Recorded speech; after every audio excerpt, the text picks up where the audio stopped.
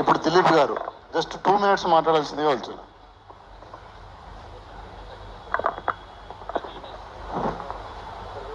నమస్కారం అండి. Electronic media, print media, ఇక్కడ వచ్చిన అతిరథ మహారథులందరికీ నమస్కారం. నేను Dilip Rathod, 2 time MLA, 1 time ఎంపీగా పోటీ చేశాను మల్కాజ్గిరి నుంచి.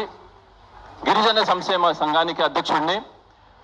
పిల్లల విషయంలో నేను ఇప్పుడు వచ్చిన కొత్త సర్కార్కి నేను ఎన్నోసార్లు రిఫరెండం ఇచ్చాను, ప్రజావాణిలో కూడా ఇచ్చాను, ప్రిన్సిపల్ సెక్రటరీ గారికి కూడా ఇచ్చాను.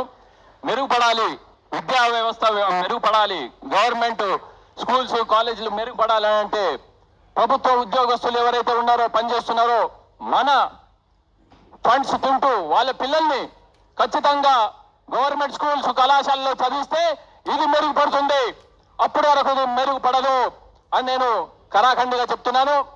మిత్రులారా, ఎందుకంటే నేను నా సొంత బిడ్డని గవర్నమెంట్ స్కూల్లో చదివించు చూద్దామని, అంటే హాస్టల్ ఫెసిలిటీ బాగుందని చెప్పేసి నేను చేర్పిస్తే ఆఫ్టర్ లాక్డౌన్ అక్కడ 3 నెలలు అయినా కానీ విద్య అంటే ఎడ్యుకేషన్ నడుస్తలేదు, బుక్స్ ఇస్తలేరు. అయితే మా కొడుకు గేట్లెక్కి పారిపోయేవాడు.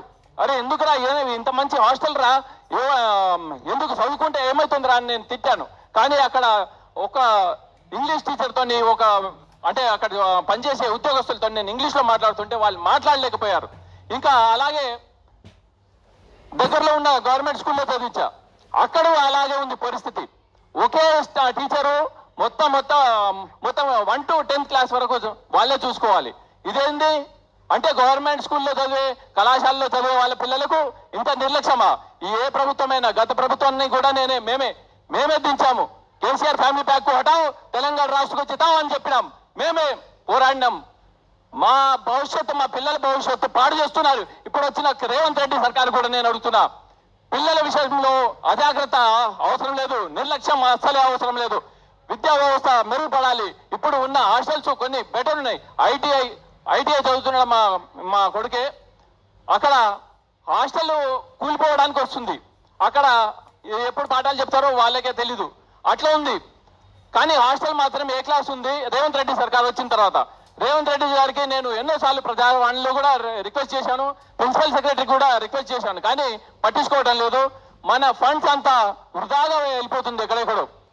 దీన్ని ఆపాలంటే ఓన్లీ 1 thing, ప్రభుత్వ ఉద్యోగస్తుల్లో ఎవరైతే పనిచేస్తున్నారో వాళ్ళ పిల్లలని ఖచ్చితంగా ఇందులో ఈ ప్రభుత్వ పాఠశాలలో, కళాశాలలో చేర్పించాలి. ఇది ఒకటే సొల్యూషన్. US లో, ఆస్ట్రేలియాలో, సిడ్నీలో ఇవే జరుగుతుంది.